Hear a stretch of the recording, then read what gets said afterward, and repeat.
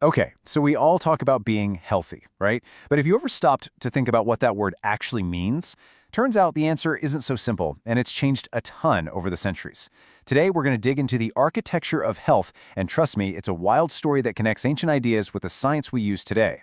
So let's kick things off with a kind of weird question.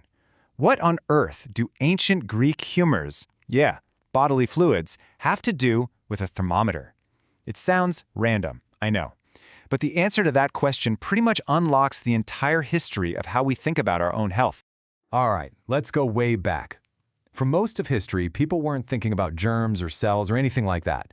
When they talked about health, they were talking about something, well, a lot more philosophical. It was all about a delicate balance inside the body. Okay, check this out. On one side, you have the good humor idea. Think ancient Greece. Think Ayurvedic traditions in India. They believed your health depended on balancing 4 key fluids, or humors. If you had too much black bile, for example, they'd say that's why you have a fever or a bad temper. It was all based on just thinking about it, right? Reflective thought. Now jump to today. Our definition?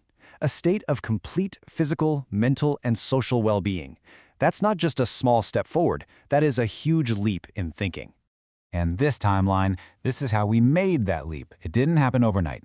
Science started chipping away at those old beliefs. First, you've got William Harvey in the 17th century, who actually used experiments to figure out how blood circulates. Game changer.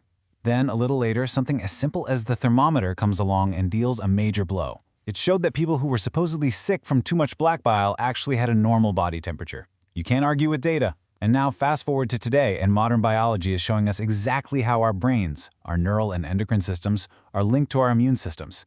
It's funny, right? The ancients kind of sensed a mind-body connection, but now we can actually prove it. Okay, so we've seen the history, but let's get down to brass tacks. To really get a handle on what it means to be healthy, we need to define it properly. And, just as importantly, we need to define what happens when things go wrong. So here it is. This is what we're aiming for.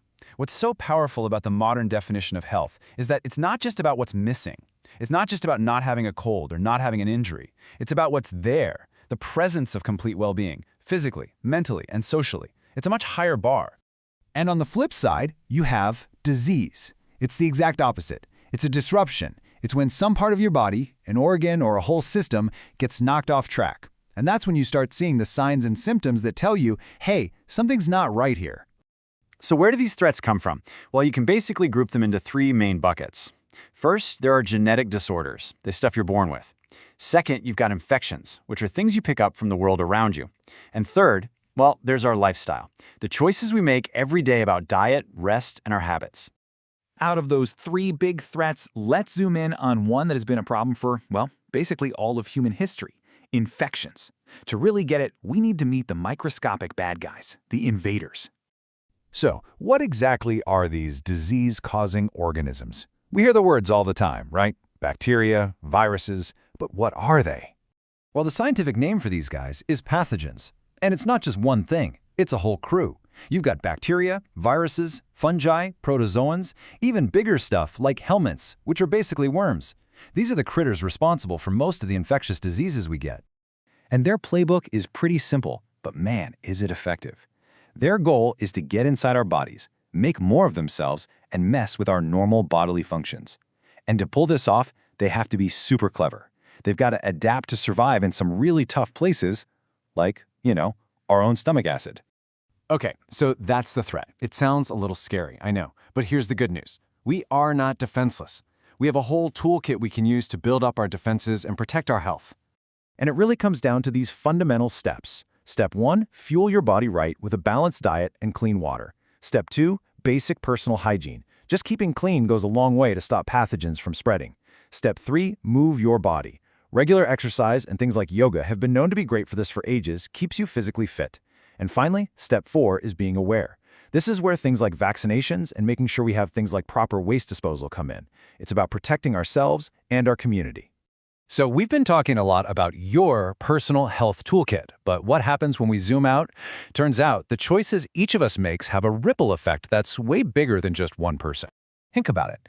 When people feel good, they're more productive at work. That boosts the whole economy. A healthier population also means people live longer, and it helps bring down heartbreaking statistics like infant and maternal mortality. It's simple, really. Healthy people are the building blocks of a healthy, thriving society. And that brings us to one last big question. When you consider how much your well-being impacts everything, the economy, how long we all live, the strength of our communities, is your health really just your business? It's something to chew on, for sure.